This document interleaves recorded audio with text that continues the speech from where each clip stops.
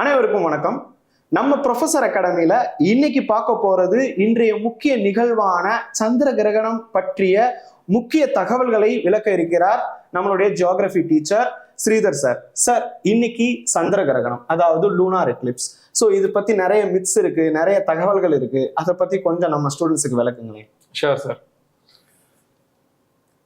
அதாவது நம்ம சந்திர கிரகணம்ன்றதை பார்க்கறதுக்கு முன்னாடி ஃபேசஸ் ஆஃப் மூன், நியூ மூன்ல இருந்து ஃபுல் மூனுக்கு எப்படி மூன் வந்து அந்த ஃபேஸ் சேஞ்சஸ் எல்லாம் நடக்குதுன்றத, அதாவது பௌர்ணமியில இருந்து அமாவாசை சம்பந்தப்பட்டது சொல்லுங்க சார். ஸோ பௌர்ணமியில இருந்து அமாவாசைக்கு எப்படி வந்து மூன் அந்த சேஞ்சஸ் எல்லாம் நடக்குது, மறுபடியும் எப்படி இதுக்கு அமாவாசைக்கே போகுது அப்படின்றத நம்ம பார்க்கலாம்.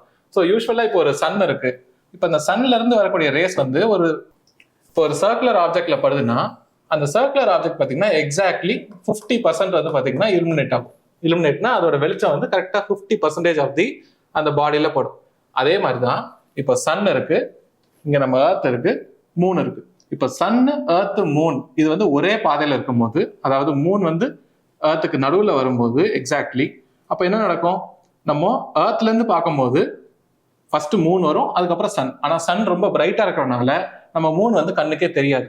ஸோ கண்ணுக்கே தெரியாம இருக்கிறது அப்படின்னா என்னது, நோ மூன், அப்படி அதர்வைஸ் கால் நியூ மூன் அப்படின்னு சொல்லுவோம், அதாவது அமாவாசை. ஆமா.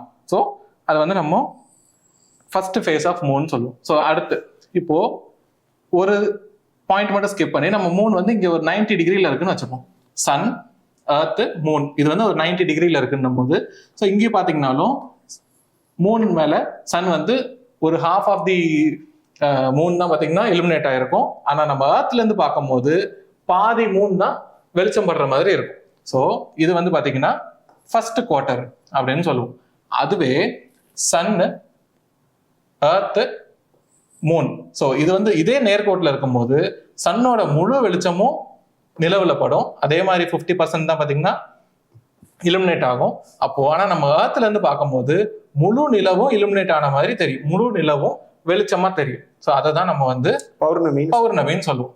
ஸோ நம்ம இங்க அமாவாசையில இருந்து இப்போ இந்த பௌர்ணமிக்கு வந்துச்சு, மறுபடியும் நிலவு வந்து பூமியை சுத்தி வந்துட்டு இருக்கும் போது, ஸோ இந்த பொசிஷனுக்கு வருமா, இந்த பொசிஷன் வரும்போது அதே மாதிரி பாதி நிலவு வந்து இலுமினேட் ஆயிருக்கும். ஆனா நம்ம எர்த்ல இருந்து பார்க்கும்போது ஒரு பாதி மட்டும்தான் நமக்கு தெரியறதுனால இங்க மறுபடியும் இது வந்து லாஸ்ட் குவார்டர் அப்படின்னு சொல்லுவோம். ஸோ முழு நிலவுல இருந்து மறுபடியும் பாத்தீங்கன்னா நியூ மூனுக்கே வந்துடும், அமாவாசைக்கு. ஆமா சார், இது வந்து 15 நாட்களுக்கு ஒரு தடவை ஒரு ரேப்பிடா நடந்துகிட்டே இருக்கும், ஒரு சுழற்சி பேர்ல. ஆனா இங்க பாத்தீங்கன்னா நம்ம இப்ப கான்செப்ட் வந்து இன்னைக்கு மார்ச் 3 லூனார் எக்லிப்ஸ் பத்தி பாக்குறோம். இது ஏன் எப்பயுமே வர்றது இல்லை? ஓகே. ஸோ இப்போ இந்த இது வந்து பாத்தீங்கன்னா மூன் நம்ம எர்த்தை சுத்தி வந்துகிட்டே இருக்கு. இதுல வந்து எக்லிப்ஸ்ன்றது ஒரு ரேரான பினாமினன். என்ன நடக்குதுன்னா, ஸோ இப்போ சன், எர்த், மூன், இப்போ இந்த மூணும் ஒரே நேர்கோட்டில் வரும்போது என்ன ஆகும், நம்ம பூமியோட நிழல் வந்து பாத்தீங்கன்னா நிலவு மேல போய் விழும். அப்போ பூமியோட நிழல் நிலவு மேல போய் விழுறத நம்ம வந்து லூனார் எக்லிப்ஸ் அப்படின்னு சொல்லுவோம். அப்படி இல்லாம இதுவே சன், மூன், எர்த், ஸோ இதுவும் இந்த மூணு ஒரே கோட்ல வந்து நம்ம சன்னுக்கும் எர்த்துக்கும் நடுவுல வந்து மூன் வந்துச்சுன்னா இப்போ இந்த நிலவோட நிழல் வந்து பாத்தீங்கன்னா நம்ம பூமி மேல விடும். ஸோ இதை சோலார் எக்லிப்ஸ்ன்னு சொல்றோம். இது ஏன் ரொம்ப ரொம்ப ரேரான பினாமினா இருக்கு, எல்லா மாசமும் நம்ம மூன் வந்து பூமியை சுத்தி வந்துட்டு தான் இருக்கு. ஆனா ஏன் இது வந்து எல்லா மந்த்துமே இந்த சோலார் எக்லிப்ஸோ லூனார் எக்லிப்ஸோ நடக்கிறது இல்லை அப்படின்றது பாத்தீங்கன்னா, நம்ம காஸ்மிக் ஸ்கேல்ல எர்த்தோ மூனோ சன்னோ பாத்தீங்கன்னா இங்க நம்ம பாக்குற மாதிரி ஒரே ஸ்கிரீனுக்குள்ள அடங்குற அளவுக்கு சின்ன ஸ்பேஸ்ல இருக்கிறது இல்லை. நம்ம எர்த்துக்கும் மூணுக்கும் இருக்கிற டிஸ்டன்ஸ்ல 400 மடங்கு எர்த்துக்கும் சன்னுக்கும் டிஸ்டன்ஸ் இருக்கு. ஸோ அவ்வளோ டிஸ்டன்ஸ்ல இருக்கிறனால இந்த இந்த இந்த ஈவெண்ட் வந்து பாத்தீங்கன்னா ரொம்ப ரேரா இருக்கு. இந்த ரேரா இருக்கிறதுக்கு இன்னொரு காரணம் என்னன்னு பாத்தீங்கன்னா, ஸோ இப்போ நம்ம எர்த், மூன், அப்புறம் சன் இது எல்லாமே ஒரே ஆக்சிஸ்ல இருக்கிறதும் கிடையாது. நம்ம மூன் வந்து பாத்தீங்கன்னா ஒரு 5 டிகிரி டில்ட் ஆகி இருக்கும் அதோட ஆக்சஸ். ஸோ 5 டிகிரி அதோட ஆக்சஸ் டில்ட் ஆகி இருக்கிறனால எக்ஸாக்டா சன்னு, எர்த், மூன் ஒரே நேர்கோட்டில் வரதே ரொம்ப ரேர். அது நேர்கோட்டில் வரும்போது இந்த 5 டிகிரி டில்ட்ன்றது பாத்தீங்கன்னா இங்க நேரா கரெக்டா வர்றது ரொம்ப ரொம்ப ரேரா இருக்கிறனால தான் இந்த லூனார் எக்லிப்ஸ் எவ்ரி மந்த்தும் வர்றதில்லை, சோலார் எக்லிப்ஸும் எவ்ரி மந்த் வந்து வர்றது கிடையாது. சார், இந்த லூனார் எக்லிப்ஸ், சோலார் எக்லிப்ஸ் இந்த மாதிரி டயத்துல எல்லாம் சாப்பிடக்கூடாது, அதுக்கப்புறம் வெளியே போகக்கூடாது, போனாலும் ஜாக்கிரதையா போயிடணும் அப்படின்னு சொல்றாங்களே, எங்க வீட்லயும் சொல்லி அனுப்பிச்சாங்க. இதெல்லாம் உண்மையா? அதாவது நம்ம சோலார் எக்லிப்ஸ் அப்போ என்ன நடக்குது, நம்ம சன்னை மூன் வந்து மறைக்குது. ஸோ சன்னை வந்து மூன் மறைக்கும் போது என்ன ஆகுது, ஸோ இது வந்து சன், இப்போ இந்த மூன் வந்து இங்க மறைக்க ஆரம்பிக்குதுன்னு, மூன் வந்து மறைக்க ஆரம்பிக்குது. ஸோ கொஞ்சம் கொஞ்சமா மூன் வந்து சன்னை ஃபுல்லா மறைச்சிடும். ஸோ ஓவர் டைம் என்ன ஆகும், சன்னு அண்ட் மூன் இது ரெண்டுமே ஃபுல்லா நமக்கு, அதாவது மூன் நம்ம சன்னை கம்ப்ளீட்டா மறைச்சிருக்கும்.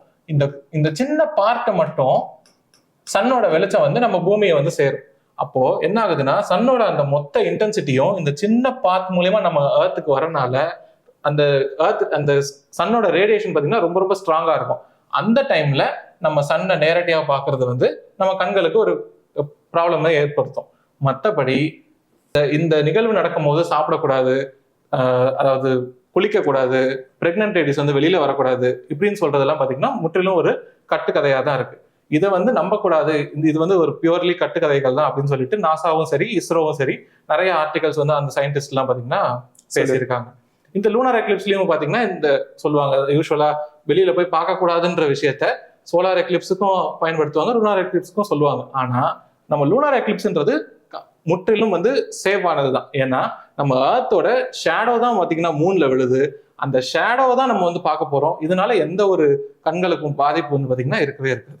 Okay sir, okay. அதாவது நிலாவுடைய அந்த எக்லிப்ஸை நம்மளால பார்க்க முடியும், வெறும் கண்களால பார்க்கலாம். ஆனா சோலாரோடது பார்க்கணும்னா என்ன சார் பண்ணணும்? ஏதாவது சோலாரோட பார்க்கணும்னா நீங்க நிச்சயமா பாத்தீங்கன்னா அந்த ஐ ப்ரொடெக்டர் வந்து கண்டிப்பா யூஸ் பண்ணணும். யூவி ரேடியேஷன் ஃபில்டர்ஸ் வந்து யூஸ் பண்ணாம டைரக்டா வந்து பார்க்கவே கூடாது. சார் இன்னைக்கு வந்து பாத்தீங்கன்னா ஏதோ ரத்தமான ஒரு நிலா அப்படின்னு சொல்லியிருக்காங்களே, ரத்த சிவப்பு நிலா அப்படின்னு சொல்லியிருக்காங்க, அப்படின்னா என்ன சார்? ஸோ இங்க என்ன நடக்குதுன்னா, இந்த ரத்த சிவப்பு நிலா அப்படின்றது எதனால இந்த லூனார் எக்லிப்ஸ்ல வந்து ஃபார்ம் ஆகுதுன்னு பாத்தீங்கன்னா, சன்ல இருந்து வரக்கூடிய லைட்டு ஏர்த்ல பட்டு ஏர்த்தோட ஷேடோ தான் பாத்தீங்கன்னா, அந்த ஷேடோ இருக்கக்கூடிய ரீஜியன்ல தான் நம்ம மூன் வந்து பாஸ் ஆகுது.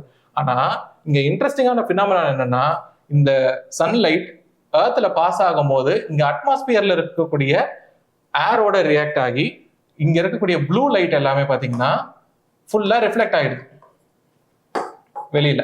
ஆனா ரெட் லைட் மட்டும் ரிஃப்ராக்ட் ஆகி இந்த நம்மளோட ஷேடோ ரீஜனுக்குள்ள போகுது. அந்த டைம்ல நம்ம நிலா வந்து இந்த ஷேடோ ரீஜனுக்குள்ள வரனால நிலா வந்து ரெட் கலர்ல தெரியுது. அததான் நம்ம ரத்த மூன் அப்படின்னு சொல்லி சொல்றோம். சிறப்பாக விளக்குனீங்க. இப்ப அடுத்த லூனார் எக்லிப்ஸ், அதாவது சந்திர கிரகணமா இருக்கட்டும் சூரிய கிரகணமா இருக்கட்டும், அது எப்ப சார் நடக்க போகுது? ஸோ நம்ம முன்னாடியே சொன்னோம் இந்த ஈவெண்ட் வந்து ரொம்ப ரொம்ப ரேர் ஆனது அப்படின்னு சொல்லிட்டு.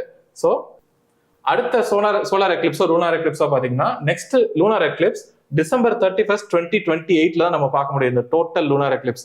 அதுவே நெக்ஸ்ட் டோட்டல் சோலார் எக்லிப்ஸ் பாத்தீங்கன்னா 12th August 2026 வந்து நடக்க போகுது. ஸோ இந்த மாதிரி ஒரு ரேரான ஃபினாமினான நிச்சயமா நீங்க போய் எக்ஸ்பீரியன்ஸ் பண்ணணும். இன்னைக்கு நடக்கக்கூடிய லூனார் எக்லிப்ஸை நம்ம சென்னையில் இருக்கக்கூடிய பில்லா பிளானட்டோரியம்ல லைவா வந்து பாக்குறதுக்கு அலோவ் பண்ணியிருக்காங்க. ரொம்ப மகிழ்ச்சி சார், நம்ம ஸ்டூடெண்ட்ஸ்க்காக தெளிவா விளக்குனீங்க. ஸோ இந்த மாதிரி அடுத்தடுத்த வீடியோ வரும்.